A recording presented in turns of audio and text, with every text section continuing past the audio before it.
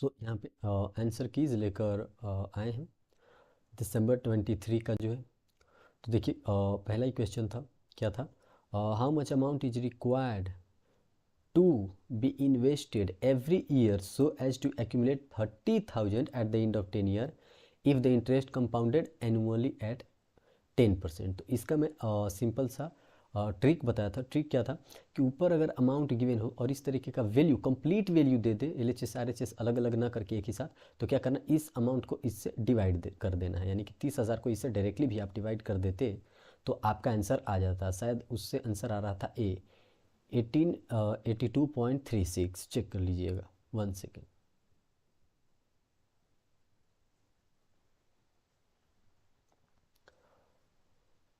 ठीक है। Okay, next one, question number 2। क्या था, सपोज मिस्टर एक्स इन्वेस्टेड, ऊपर वाला समझ में आया, मैं डायरेक्टली किया ना कि आप लॉन्ग भी बनाएंगे तो वही आंसर आएगा 1882.36। 1 सेकेंड, मैं अभी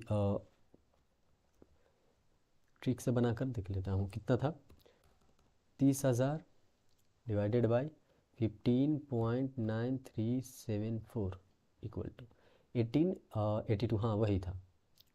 ठीक, तो ए जो है वो करेक्ट आंसर है। मैं ट्रिक बताया था, कल ही ट्रिक लिया था और लगभग ट्रिक से जो है वो क्वेश्चन मैच भी किए हैं कुछ। ठीक, दूसरा देखिए, mister X invested 5,000 every year starting from today, ठीक है, in a mutual fund for next 10 years, अगले 10 साल तक के लिए, और एवरेज रिटर्न कंपाउंड कितना है, 18% है। तो फ्यूचर वैल्यू पूछा था।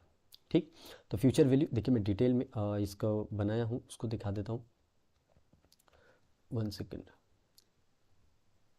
ये देखिए यही है 5,000 वाला, 5,000 डेली स्टार्टिंग फ्रॉम टुडे और 18% पे। इसके ऑप्शंस देख लीजिए, 183,677 पॉइंट समथिंग, बी भी ऑप्शन था, सी भी ऑप्शन था और डी भी ऑप्शन था। हालांकि जब आप करते, क्या करते, 5,000 into 1 plus 0.18 to the power 10 minus 1 divided by 0.18 और इंटू 1 प्लस आई, क्योंकि स्टार्टिंग फ्रॉम टुडे है ना। मैं इसका ट्रिक बताया था आपको समझने के लिए कि स्टार्टिंग फ्रॉम टुडे ये सब का कैसे ट्रिक है। शॉर्ट वीडियो भी डालूँ, लगभग 60-70 हज़ार व्यू भी है उस पर।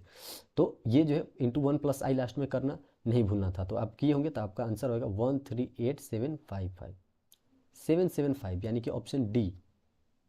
किधर है क्वेश्चन नंबर, ये क्वेश्चन नंबर 2 में था शायद। हाँ, 138,774.55 ये था डी। 1 सेकेंड,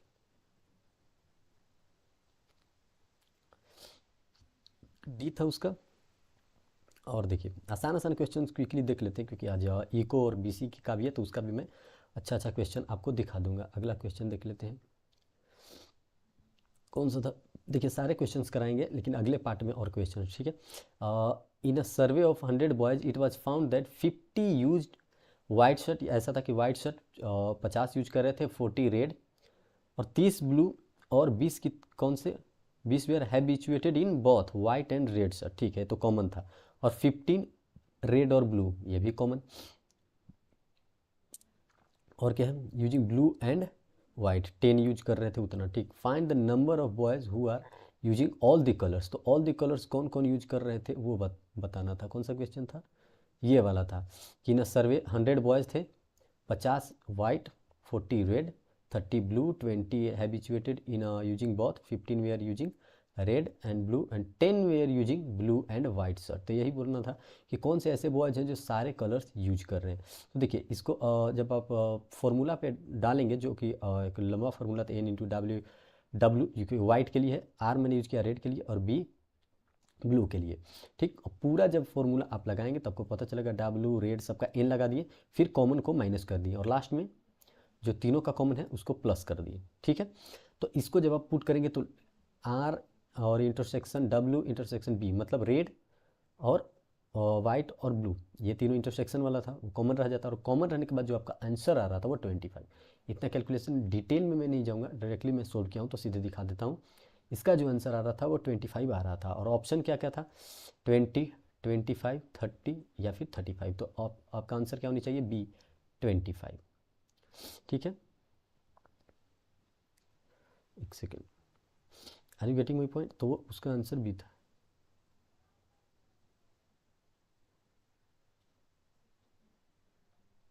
ठीक है। ओके। अगला क्वेश्चन नंबर 6 क्या था, 1 second. In how many different ways can the letter, corporation की बात कर रहा था कि कितने वेज में ये अरेंज किए जा सकते हैं ताकि वॉवेल्स जो हो वो हमेशा एक साथ हो। वॉवेल्स कौन कौन से हैं इसमें, ओ, यहाँ पे 2 हो गया वॉवेल, ए, आई 3 वॉवेल हो गया। ठीक, तो सारे वॉवेल को क्या करना था, एक साथ रखना था। Okay, always come together. और टोटल कितने वर्ड्स हैं, 1 2 3 4 5 6 7 8 9 10 11। ओके, देख लेते हैं। तो इसको भी मैं सोल्व करके रखा हूँ। ये देखिए क्वेश्चन नंबर 6, कॉरपोरेशन CRPTN को अलग रखा और बाकी 5 जो वोवेल आ रहे थे उनको मैंने अलग रखा। ठीक है, मतलब 7 तो अलग है ही और 6 + 1 और R जो है वो 2 टाइम हो रहा था, आपको पता है।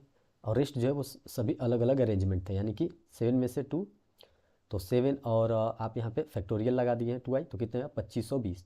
तो 2520 हुआ गया। अब देखिए 5 वोवेल में से 3 जो है वो जो है वो अकर कर रहा था। ठीक, बाकी जो डिफरेंट थे, ठीक है, तो बाकी डिफरेंट थे तो 5 फैक्टोरियल 3 फैक्टोरियल, तो दोनों का मल्टीप्लाई किया तो 20 वेज। अब देखिए दोनों को जब हम मल्टीप्लाई किए, इसका 2520 और ये जो 20 वेज आया किसका, वोवेल्स का, तो ये तो कॉन्सोनेंट का था 2520 और 20 किसका है 20 वेज, ये है वोवेल्स का। तो मल्टीप्लाई करेंगे तो 50,400 आपका आंसर आ जाएगा।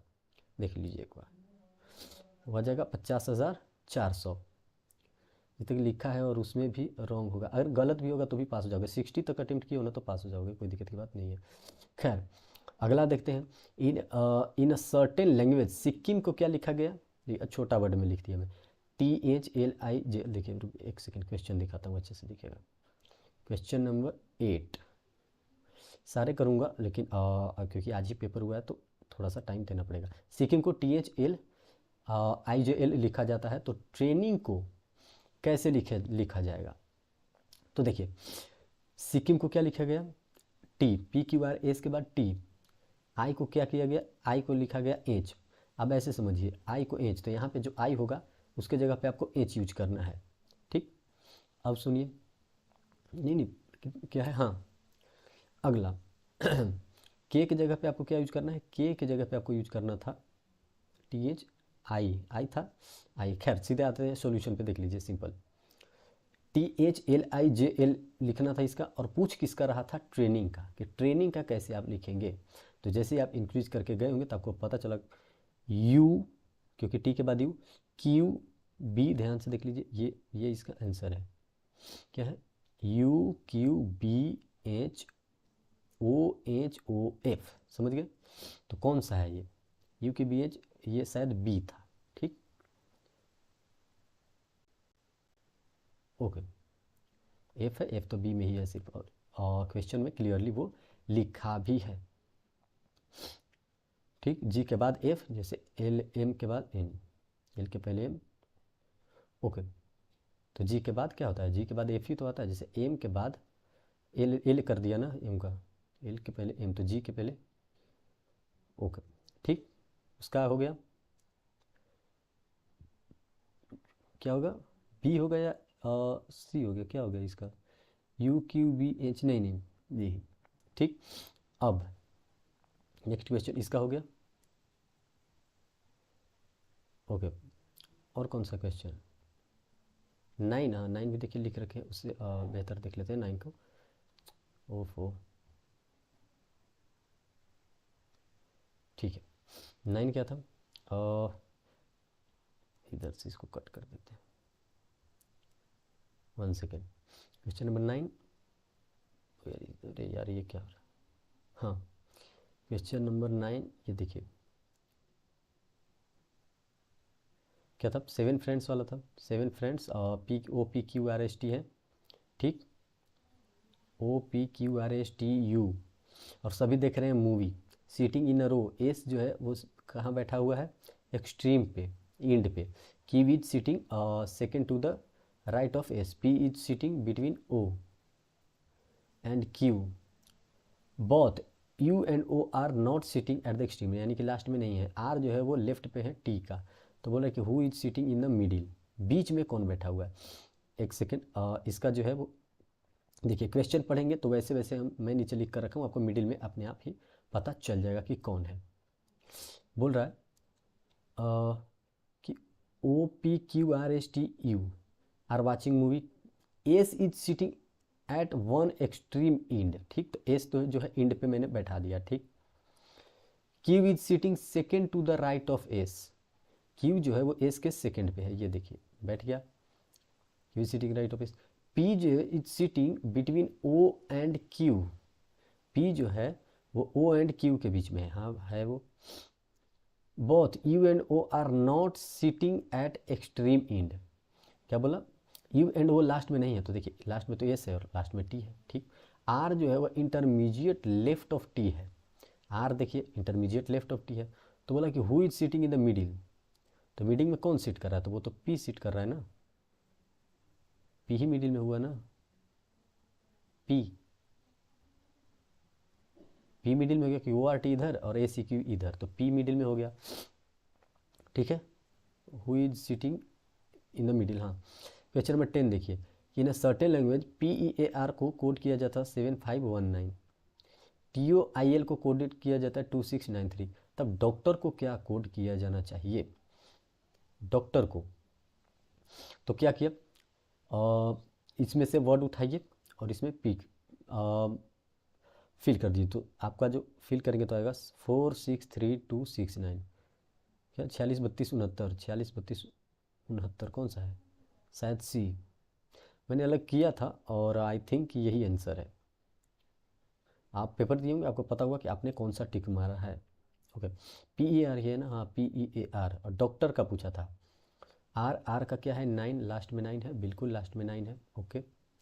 ओ, ओ का क्या है, ओ का 6, ओ का 6, ओ का 6 यहाँ भी है और ओ का 6 यहाँ भी है, ओके। और इसमें इसमें 6 है ही नहीं, यानी कि हाँ सी सही है। 11th देखिए, 11th था कि कमल वॉक्स 10 किलोमीटर, हाँ नीचे, अच्छा ये नीचे एक्सप्लेन, 10 किलोमीटर नॉर्थ, ठीक, 10 किलोमीटर नॉर्थ गया, ठीक है। यहाँ से मान लीजिए ये 10 किलोमीटर ये नॉर्थ गया, ओके। आगे 10 किलोमीटर नॉर्थ गया, फिर there he walk 6 kilometre towards south, वहाँ से 6 किलोमीटर टुवार्ड्स साउथ, जैसे आप ऊपर गए 6 किलोमीटर कहाँ, साउथ। अच्छा मान लीजिए पूरा 10 है,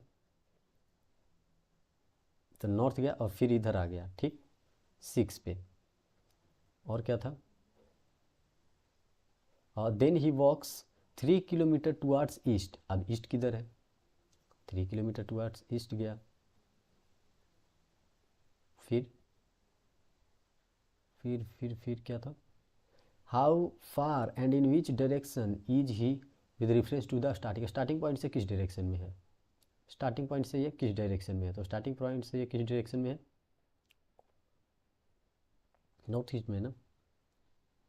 द फाइनल पॉइंट जो वो तो 5 किलोमीटर, हाँ समझ रहे हैं, 4 का स्क्वायर प्लस 3 का स्क्वायर, क्योंकि यहाँ पे रेक्टेंगल बना है, तो ये 4, यहाँ से यहाँ वाला बैलेंस 4 और यहाँ वाला 3, तो 4 का स्क्वायर प्लस 3 का स्क्वायर कितना आ जाएगा 16 और 9 25, और रूट हटा देंगे तो 5 मीटर, और 5 मीटर किधर, north east, north east starting point से पूछ रहा है ना, नॉर्थ ईस्ट, हाँ 5 किलोमीटर नॉर्थ ईस्ट, किधर गया सी, समझ रहे हैं।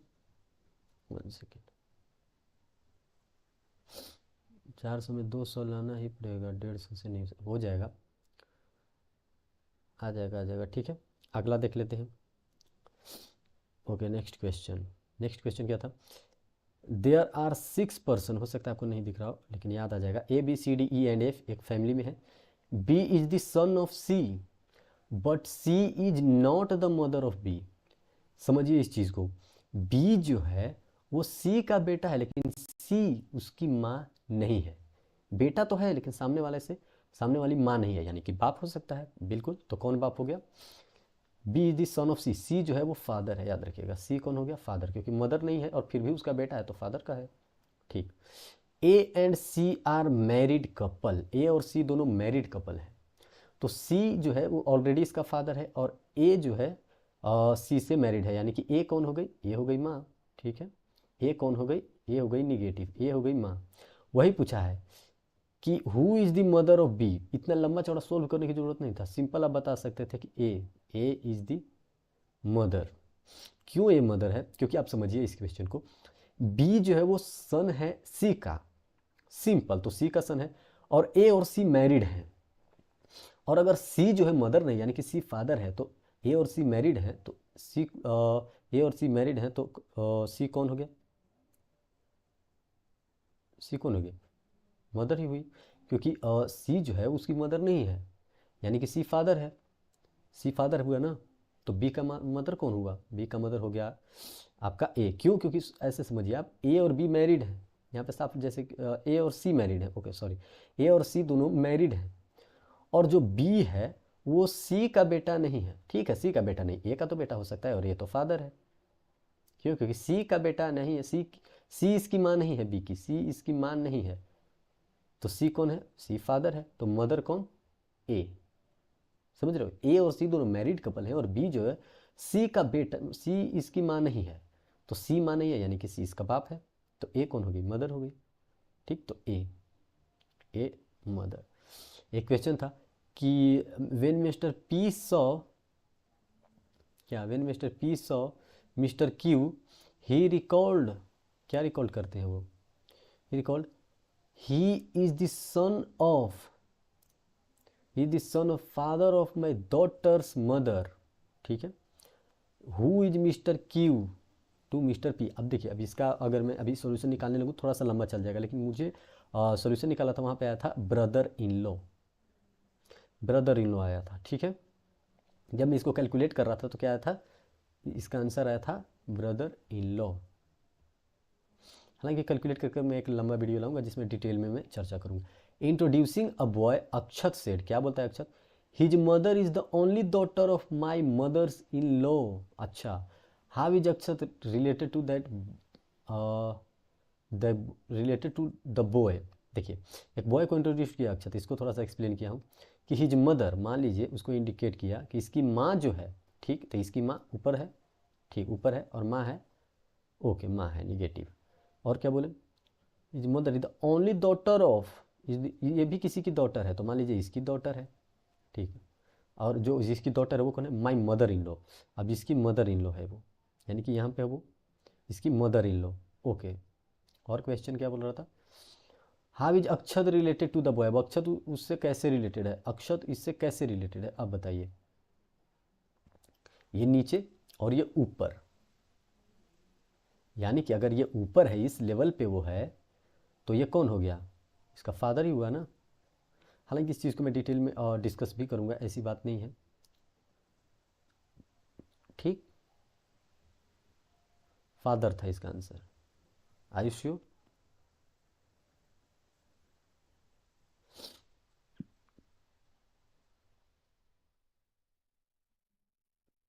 ठीक है,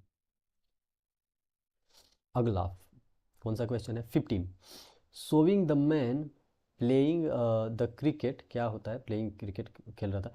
Mrs P said he is the brother of my uncle's daughter, who is the man to Mrs P? मिसिस पी का वो कौन है?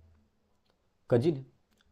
क्यों? क्योंकि अंकल की बात करें ना, मान लीजिए कि इसके अंकल ऊपर चले गए, ठीक, वो यहाँ पे नीचे है, तो अंकल तो ऊपर ही होंगे, ऊपर वो जनरेशन वाले मैं ट्रिक भी बताया था। He is the brother of my uncle's, uncle की डॉटर की, यानी कि दोनों सेम लेवल पे आ गए, डॉटर जैसे हुआ तो ये नीचे आ गए, और दोनों एक ही लेवल पे हैं, तो एक ही लेवल पे हैं, तो कजिन है, क्योंकि यहाँ पे बात हो रही है अंकल की, कजिन हो गए। ठीक, 15 समझ में आ गया। 15 का बी था। 16 का देखते हैं, by plotting cumulative frequency against the respective class boundary हमें क्या मिलती है? तो हमें शायद अजीब मिलती है ना, प्लॉट करके इंटरवल वाला, क्लास बाउंड्री की बात करें ना, हाँ, शायद इसका आंसर अजीब ही होगा। Again I am checking your live, question तो अलग था, हो सकता है एक दो क्वेश्चन इधर उधर हो, या ऑप्शंस भी अलग कर देता है। सर पीडीएफ दे दीजिएगा, ठीक है पीडीएफ दे दूंगा, कोई दिक्कत की बात नहीं है। ठीक, फिर से आते हैं सॉल्यूशन पे। देखिए, अर्थमेटिक मीन और हार्मोनिक मीन दिया हुआ था 2 नंबर्स का, और दोनों कौन थे? 5 एंड 3.2। क्वेश्चन क्लियर नहीं दिख रहा? अच्छा, एक सेकेंड, किधर गया? कौन सा क्वेश्चन है वो, एक सेकंड, यहाँ पे शायद दिख रहा होगा। हाँ, by plotting cumulative frequency against the respective class boundary we get ogive, हमें ओजाइव मिलता है। ठीक, अभी देख लिए। अगला अगला कौन सा था, वो तो हम सोल्व ही नहीं किए हैं। सारे हम सोल्व करेंगे, ठीक है ना, सारे, एक भी नहीं छोड़ेंगे, लेकिन पहले उनके जो कि इजी इजी थे, ठीक, फिर बाद में इन सारे को देख लेंगे। अर्थमेटिक और हार्मोनिक मीन गिवन था 5 और 3.2 का। तो बोल रहा था कि ज्योमेट्रिक मीन क्या होगा। तो देखिए, इतना तो हम जानते हैं कि इन दोनों का मल्टीप्लाई जो होता है, इन दोनों का मल्टीप्लाई वो इक्वल होता है GM स्क्वायर के, GM स्क्वायर के। एक सेकेंड, ओहो, ठीक है। तो जब मल्टीप्लाई करेंगे 5 इंटू 33.2 तो आपका कितना आएगा 16। ठीक, तो 16 इक्वल टू, अगर किसी का स्क्वायर है, ठीक है, जी का स्क्वायर है ये, तो जी इक्वल टू कितना आ जाएगा, जी इक्वल टू आपका आ जाएगा 4। Are you getting? C, G का क्या आ जाएगा 4। वन सेकेंड, जी का 4, यानी कि GM स्क्वायर, ज्योमेट्रिक मीन पूछ रहा था, ये देखिए कैलकुलेट भी किया हूँ कि 5 into 3.2 equal to GM square, तो 16 equal to GM square and then GM will be 4। अगला 19, if the quartile deviation is 12, quartile deviation क्या है 12 है, एंड फर्स्ट क्वार्टाइल इज 25, तब वैल्यू ऑफ थर्ड क्वार्टाइल क्या होगा। तो हम लोग जानते हैं कि फॉर्मूला है क्वार्टाइल डेविएशन का Q3 माइनस Q1/2, तो 12 इक्वल टू Q3 माइनस 25/2। तो जब आप ऐसा करेंगे तो आपको पता चलेगा कि इस 2 को इधर भेज दीजिए तो कितना हो जाएगा 24, ये इधर चल जाएगा तो 24 हो जाएगा ना, इंटू 2। ठीक, तो Q3 minus 25 equal to 24 equal to क्या हो जाएगा 12 इंटू 2 यानी कि 24। ठीक, तो LHS 24 और RHS क्या हो गया Q3 माइनस 25, और इधर आ जाएगा 25 तो क्या हो जाएगा प्लस 25। तो 24 प्लस 25 कितना हो जाएगा 49, तो Q3 हो जाएगा आपका 49। 49 किस में है, और बी 69 का 19 का बी। 20 में देखिए, अगर मोड जो है वो 10 है और मीडियन 6 है, तब वैल्यू मीन का क्या होगा। तो हम लोग फॉर्मूला जानते हैं, मोड इक्वल टू क्या होता है 3 into median minus 2 into mean. तो मोड कितना गिवन है, मोड है 10, तो 10 equal to 3 into median, 3 into median, median is 6, 3 into 6 18, minus 2 into mean, तो माइनस 2 इंटू मीन तो गिवन नहीं, तो माइनस 2 इंटू मीन ही रहने दिया हमने। फिर इधर जो है -2 इधर चल जाएगा तो +2, तो क्या हो जाएगा 10 प्लस 2, 1 सेकेंड, 10 प्लस 2 क्या हो जाएगा, ये हो जाएगा आपका मीन, और इक्वल टू 18 बचेगा। क्यों, क्योंकि 18 उधर का उधर ही है। तो जब इसको आप हटाएंगे तो क्या हो जाएगा 2m इक्वल टू 8 बचेगा। तो 2m इक्वल टू 8, तो m इक्वल टू 8 बाई 2, यानी कि इसका भी आंसर 4। समझ रहे हैं, 10 equal to 18 minus 2 into mean हो जाएगा ना। 10 जो है वो आपका गिवन है मोड इक्वल टू होता है 3 इंटू मीडियन, यानी कि 3 इंटू 6 18 माइनस 2 इंटू मीन, तो माइनस 2 इंटू मीन। तो 10 को अगर आप इधर लाएं और 2 मीन को उधर ले जाएं तो कितना हो जाएगा 18 माइनस 10 यानी 8 और 2 मीन, और फिर मीन तो 8/2 4। अगला देखिए, बोल रहा है कि एक स्टैंडर्ड डेविएशन है नॉर्मल डिस्ट्रीब्यूशन में, इन स्टैंडर्ड डेविएशन नॉर्मल क्या है, स्टैंडर्ड नॉर्मल डिस्ट्रीब्यूशन, ठीक है, नॉर्मल डिस्ट्रीब्यूशन की बात कर रहा था। in a standard normal distribution the value of the mean mu and the standard deviation is, क्या होता है वैल्यू, तो हमें पता है कि जो आपका मीन हो जाता है वो होता है 0, स्टैंडर्ड डेविएशन हो जाता है 1, तो I think answer is B, u equal to 0, U बोला mu equal to 0, standard deviation 1, mu equal to 0, standard deviation equal to 1, तो बी हो जाएगा।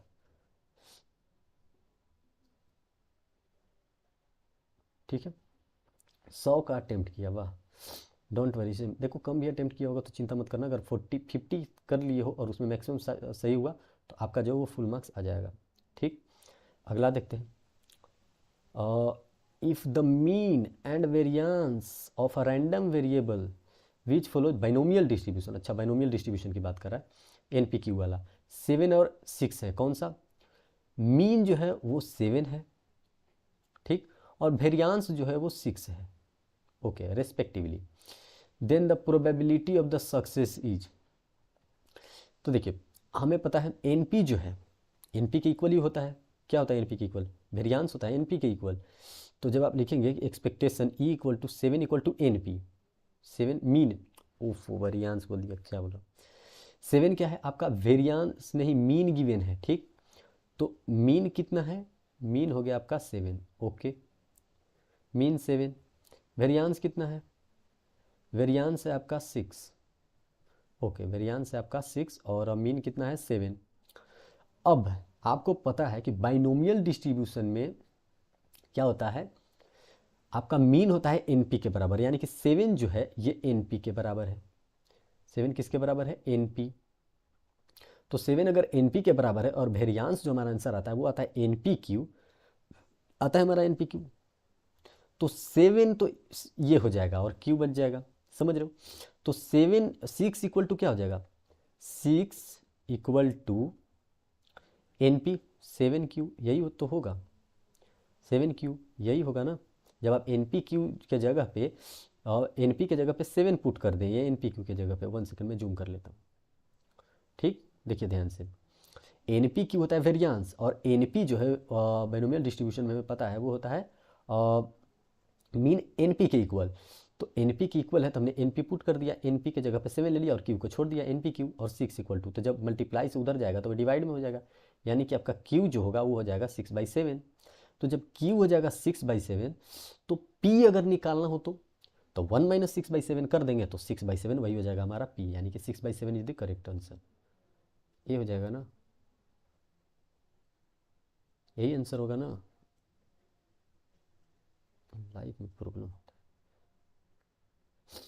भैया, मेरा अकाउंट और मैथ में पक्का 60+ आएगा, और लॉ में डर लग रहा है। देखो कोई दिक्कत की बात नहीं है, अच्छे से बीसीआर किए हो तो और मैक्सिमम क्वेश्चन अटेम्प्ट किए हो तो हो जाएगा। जल्दी जल्दी करो, अरे यार हाँ सही सही बोल रहे हो, जल्दी जल्दी करनी चाहिए, ठीक। डेफिनेशन पूछ रहा था कि it may be defined as, क्या था, it may be defined as the ratio of covariance between the two variables and the product of the standard deviation of the two variable. तो इसे क्या कहते हैं, मतलब समझिए, covariance between the two variable, तो covariance between X and Y divided by, क्या बोला, प्रोडक्ट ऑफ स्टैंडर्ड डेविएशन, तो standard deviation of X, standard deviation of Y, ये डिवाइडेड का लाइन है। ये शायद कार्ल पियर्सन का है ना, Karl Pearson, 1 second, Karl Pearson का ही है ना ये, ठीक है आंसर ही बताता हूँ, क्विक क्विक बढ़ता जाता हूँ, ठीक। कार्ल पियर्सन का है शायद, ओके। अगला 25, solution of cubic equation given है, क्या क्या था ये, x⁻³ 23 x² -142x - 120 = 0, it is given by the triplet, triplet पूछा था। तो ये देखिए पूरा सॉल्यूशन क्या हूँ, हालांकि अगर आपको सॉल्यूशन देखना है तो स्टॉप करके पूरा सॉल्यूशन देख लेना। ये पूरा आंसर जो आया था वो आया था मेरा -1 1 10 12 माइनस माइनस 1 10 12, तो क्या हो जाएगा, वो माइनस होगा या प्लस हो जाएगा, यहाँ पे ऊपर नीचे माइनस माइनस में आया है, -1 -10 -12, x माइनस सब कुछ है।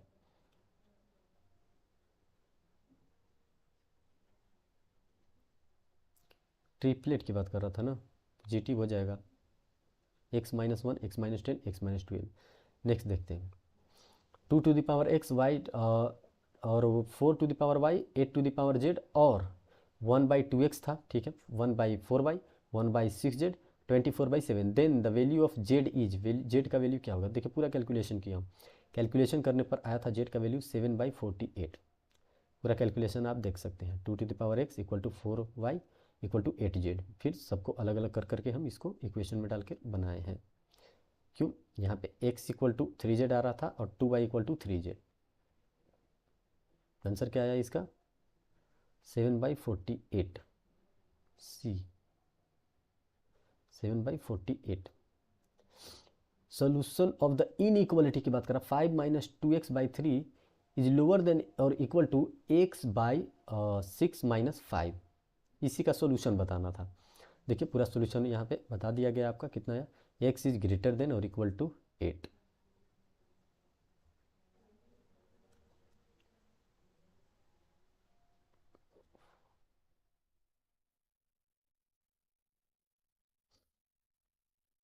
हाँ हाँ पॉजिटिव में बोला तो माइनस नहीं होगा, प्लस होगा, प्लस में बोला ना, प्लस हो जाएगा उसका, ओ सॉरी, माइनस में तो लास्ट में आया ना एक्स माइनस, ये पॉजिटिव हो जाएगा, ठीक है, क्योंकि जब भी वैल्यू आता है उसको हम पॉजिटिव ही लेते हैं लास्ट में। वैसे भी ये 15 कॉम्बिनेशन वाला है बाई 3R, आपको दिख नहीं रहा होगा, इसके बेस में 3R है, और 15 3, और क्या है 15 CR+3, यही था। और इस R का वैल्यू पूछ रहा था, तो देखिए NCR equal to NC n-R, ये फॉर्मूला जानते हैं हम, ठीक। तो जब NCR एन और क्या है NC n-R आप किए होंगे, तो देखिए 3R equal to R+3 put कर देने, 3R इक्वल टू 15 था, आप जब पुट किए होंगे तो hence R equal to 32, R equal to कितना रहा, hence R equal to 3, R equal to 3। अगला question, find odd one out from the series, क्या है 16 25 36 72 144 196 एंड 225। तो यहाँ पे जब आप नोटिस करेंगे तो आपको पता चला कि सारे एक स्क्वायर हैं, मतलब ये 25 कितना का है 15 का, ये 14 का, 12 का, ये 6 का, ये 5 का, ये 4 का, और 72 किसी का नहीं होता स्क्वायर रूट, तो ये आउट है बी। अगला देखिए क्या, in system word statement is written as TNEMETATS, ठीक है। तो पॉलिटिकल को कैसे लिखा जाएगा, तो यहाँ पे जो ध्यान देने वाली बात ये है कि स्टेटमेंट को कुछ भी इधर उधर नहीं किया, रिवर्स लिखा है। अगर पहले एस है तो लास्ट में एस लिख दिया, फिर टी है तो उसके बाद फिर टी लिख दिया, मतलब इधर से इधर चला है वो, बस सिंपल।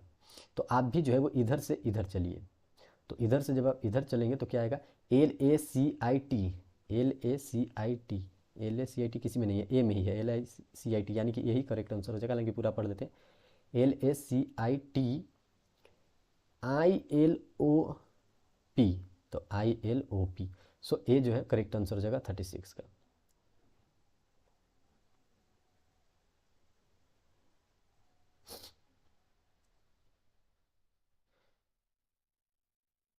टेंशन में कुछ नहीं हो रहा, ठीक है यार, मैं लाइव ही बंद कर देता हूँ, ठीक है।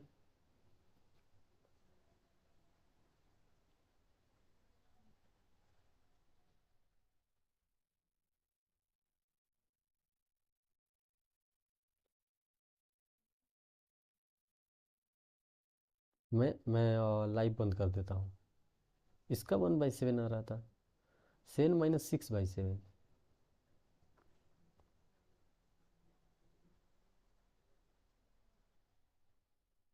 मैं लाइव बंद कर देता हूँ यार, वैसे भी आज इको आप लोग को पढ़ना है तो जाकर आराम से इको पढ़िए, ओके।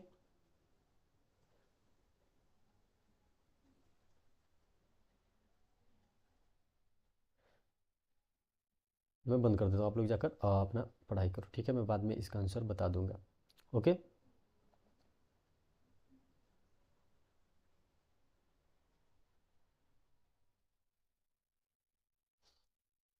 मैं इसका सॉल्यूशन जो है